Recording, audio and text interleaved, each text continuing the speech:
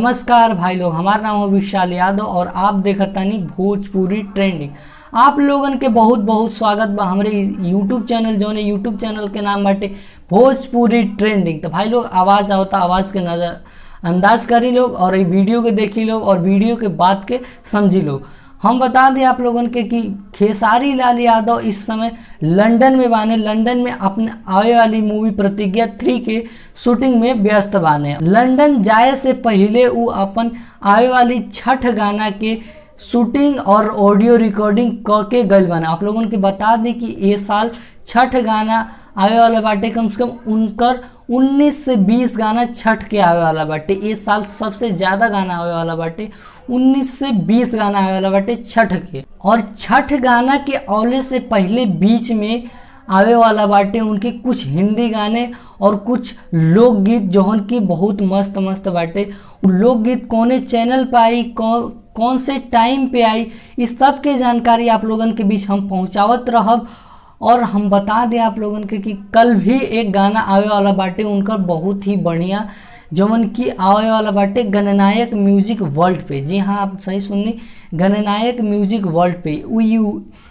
उहे चैनल है जौन चैनल पे बोल बम के गाना आयल रहे खेसारी लाल यादव के कैलाश धुआं धुआं है।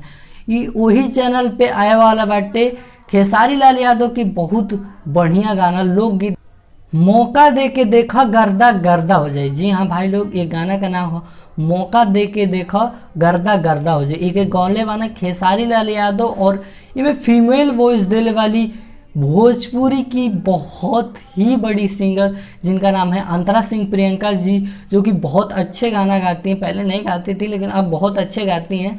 और ये आ रहा है इनका गणनायक म्यूजिक वर्ल्ड पे कल सुबह 6 बजे।